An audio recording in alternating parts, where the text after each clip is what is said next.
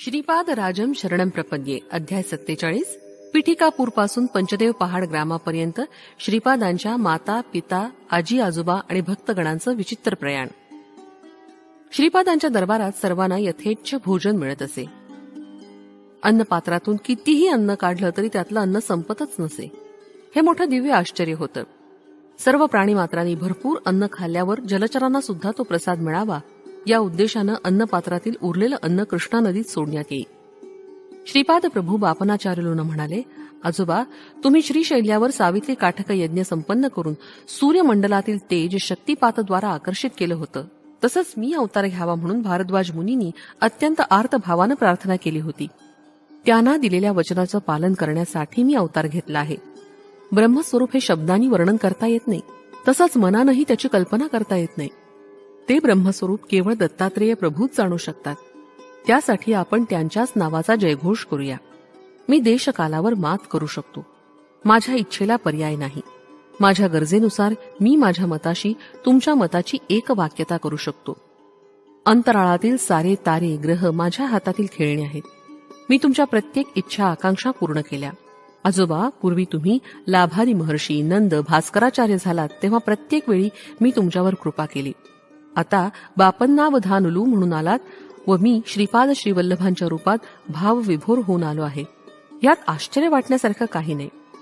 यानंतर व्यंकटप्पा श्रेष्ठी म्हणाले, हे सोन्या, हे कृष्णा, तुला सर्व काही सोपं वाटतं, परंतु आम्हाला ते असाधारण आणि रोमांचकारी वाटतं. यावर श्रीपाद प्रभू म्हणाले, आजोबा, मी पूर्ण प्रज्ञ असून प्रत्येकाच्या कर्मधर्माप्रमाणे ज्याचं त्याला फल देत असतो. माझ्यातून निघालेला लहानसा किरण सुद्धा पृथ्वी सहन करू शकत नाही. थोडीशी कुंडलिनी शक्ती जागृत केली तर तुम्ही ती सहन करू शकत नाही. त्यामुळे मी माझ्याच मायेमध्ये स्वतःला सुरक्षित ठेवतो. जेव्हा गरज पडेल तेव्हाच मी असाधारण कार्य करू शकतो. असा कोणताच वर नाही ज्यात माझी माया नाही. मी करू शकणार नाही असं कोणतंच कार्य नाही. तुम्हा सर्वांना पिठिकापुरमहून इतक्या थोड्या वेळात पंचपहाड ग्रामापर्यंत आणण्यामागे मी दत्तप्रभूच आहे. हे तुम्हास कळावं हाच उद्देश होता. नरसिंह वर्मा म्हणाले, सर्व जनांचं रक्षण करणारा एकमेव क्षत्रिय तूच आहेस. बाकी सारे नाममात्र क्षत्रिय आहेत. यावर श्रीपाद प्रभू म्हणाले, क्षत्रियत्व हा माझा नेहमीचा स्वभावच आहे. शिवाजी महाराज या नावानं महाराष्ट्रात अवतार घेऊन सनातन धर्माचं रक्षण करावं अशी ईश्वरी इच्छा होती. या इच्छेनुसार शिवाजी राजाचा अवतार धारण करून महाराष्ट्रात हिंदवी राज्याची प्रतिष्ठापना करीत. यावर नरसिंह वर्मा म्हणाले, सार्वभौम श्रीपादांचा जय जयकार असो. श्रीपादांच्या आजी म्हणाल्या, अरे बाळा, तुझा विवाह सोहळा पाहण्यासाठी आमचे डोळे आतुर झाले आहेत. तुझा विवाह सोहळा मोठ्या थाटामाटानं साजरा झालेला आणि तुझ्या कपाळावर लग्नाचा टिळा लावून मुंडावळ्या बांधलेला सर्व शृंगारांनी नटलेला नवरदेव आम्हाला पाहायचा आहे. श्रीपाद म्हणाले, आजी, अवश्य तुमच्या इच्छेप्रमाणे होईल. मी कल्की अवतारात शंबल गावात जन्म घेईन. त्यावेळी पद्मावती नावाच्या अनघा लक्ष्मी बरोबर विवाह करीन. परंतु यासाठी काही काळ लागेल. तुमची इच्छा मात्र मी अवश्य पूर्ण करीन.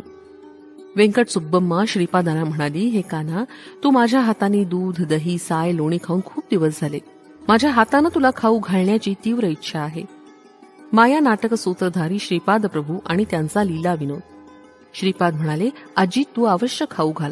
मला आपल्या हातानं खाण्याचा कंटाळा आला आहे. तुम्ही पिठापुरमहून येताना दूध दही लोणी आणणार असं मला कळलं होतं, परंतु एवढ्या लांबच्या प्रवासात ते चांगलं राहावं म्हणून तुमच्या वात्सल्य प्रेमानं बंधित होऊन अशी लीला केली की ते जसं होतं तसंच चांगलं राहिलं. आजी, यासाठी मी किती कष्ट सहन केलेत म्हणून सांगू. इतक्या दुरून 18 घोडागाड्यांना पंचदेव पहाडपर्यंत आणणं सामान्य आहे का? माझं सारं अंग ठणकत आहे. माझ्या हातावर किती वळ उमटलेत ते बघ. खरोखरी श्रीपादांच्या हातावर फोड आले होते. व्यंकट सुब्बम्मानं अत्यंत मृदुभावानं श्रीपादांच्या हातांना लोणी लावलं आणि अंगास गरम पाण्याचा शेक दिला. खरोखर माया नाटक सूत्रधारी श्रीपादांच्या लीला मोठ्या अगम्य होत्या. राजमंबा म्हणाली, हे कृष्णा, तुझा आवडता हलवा करून तो चांदीच्या पात्रात घालून आणला आहे. तू जवळ ये, तुला खाऊ घालते. श्रीपादांच्या 3 आजींनी मिळून त्यांना तो मधुर हलवा खाऊ घातला. परंतु त्या पात्रातील हलवा संपतच नव्हता. श्रीपादांनी ही लीला बऱ्याच वेळपर्यंत चालू ठेवली. ते आजीला म्हणाले, तुम्हा तिघींना माझ्याविषयी अत्यंत प्रेमभाव आहे. तिघींनी मिळून मला एकट्यालाच हलवा खाऊ घातलात, तेव्हा मला त्रास होणार नाही का? यानंतर श्रीपादांनी आपल्या भावाला, बहिणीला, मेहुण्यांना तो हलवा आपल्या हाताने खाऊ घातला. तिथं आलेल्या भाविकांमध्ये व्यंकय्या नावाचा एक शेतकरी होता. त्याला श्रीप्रभूंनी दीक्षा दिली आणि आपल्या हातानं हलवा दिला. राहिलेला हलवा गाडीवानांना आणि घोड्यांना देण्यास सांगितलं. ते चांदीचं भांड व्यंकय्यास भेट स्वरूपात दिलं. अप्पळराज शर्मा म्हणाले, बाळा, तू दत्तप्रभू असल्याचं न कळल्यामुळे आमच्या हातून न कळत झालेल्या अपराधांची क्षमा कर. तेव्हा श्रीपाद प्रभू म्हणाले, तात, आपण माझे पिता आहात. पित्यास पुत्रानं क्षमा करायची असते. पित्यास पुत्रानं क्षमा करायची असते काय? तुम्ही मला पूर्वीप्रमाणेच आपला मुलगाच समजून वात्सल्य अमृताचा सतत वर्षाव करावा. तसंच माझ्या अभ्युदयाची आकांक्षा करा. यावेळी श्री व्यंकावधानी आणि त्यांच्या धर्मपत्नीच्या डोळ्यातून अश्रुधारा वाहत होत्या. त्यावर श्रीपाद प्रभू म्हणाले, मामा, आपलं बंधन शाश्वत स्वरूपाचं आहे. मी केवळ तुमचाच जावई असं नाही, तर तुमच्या वंशातील जन्म घेतलेल्या प्रत्येक व्यक्तीचा मी जावईच आहे. मी माझ्या दिव्य लीलांनी तुम्हाला सुखवीत जाईन. कलकी अवताराच्या वेळी पद्मावती देवीचा वधू स्वरूपात स्वीकार करून तुमची मनोकामना पूर्ण करीन. सुमती महाराणीचं दुःख दूर करीन. तिचा लाडका पुत्र सर्व पुत्रांप्रमाणे नवरदेवाच्या स्वरूपात नटलेला न पाहता एका यतीच्या रूपात वैराग्य धारण केलेला पाहून ती दुःखी झाली. श्रीपाद प्रभू आईकडे पाहून म्हणाले, आई, तू आणि अनसूया माता मला वेगळ्या वाटतच नाहीत. तुम्हा दोघींच्या मनोकामना मी कलकी अवतारात नक्की पूर्ण करीन. श्रीपाद प्रभू पुढे म्हणाले, आई, तुझ्या गर्भातून जन्म घेतल्यानं मी केवढा महान झालो. तुझ्या वात्सल्यामृतानंच माझं भरण पोषण झालं. माझी बहीण वासवीनं केवढं महान कार्य केलं ते पाहिलंच ना. मला भूक लागली असताना माझं लहान बाळात रूपांतर करून अनसूया मातेजवळ दुग्धपान करण्यास पाठवलं. व्यंकय्या त्यावेळी म्हणाले, हे महागुरु, आपल्या चरणी एक नम्र प्रार्थना आहे. आपण ज्या असंख्य लीला या दरबारात केल्यात, तो दरबार आणि याला लागून असलेला परिसर विश्वविख्यात व्हावा. श्रीपाद म्हणाले, भविष्य काळात माझा दरबार पक्क्या इमारतीत परिवर्तित होईल. यात गोधन सुद्धा असेल. यात माझ्या कितीतरी लीला प्रदर्शित होतील. हा माझ्या डोळ्यांनी पाहिलेला भविष्य काळातील अनुभव आहे. तिथं जमलेल्या सर्व भाविकांना गाढ निद्रा लागली आणि काही क्षणातच मी, तो संन्यासी श्रीपाद प्रभू आणि त्यांचा संपूर्ण दरबार सारंच अदृश्य झालं. त्याचं काय झालं असेल याची मला हुरहुर लागली. हे सारं राक्षसी मायेनं झालं असेल अशी मला शंका आली. यावर श्रीपाद प्रभू म्हणाले, माझ्या सान्निध्यात कोणतीही राक्षसी माया कार्य करू शकत नाही. मी त्या सर्वांना सुरक्षित रीतीनं पीठिकापुरमला नेऊन पोचवलं.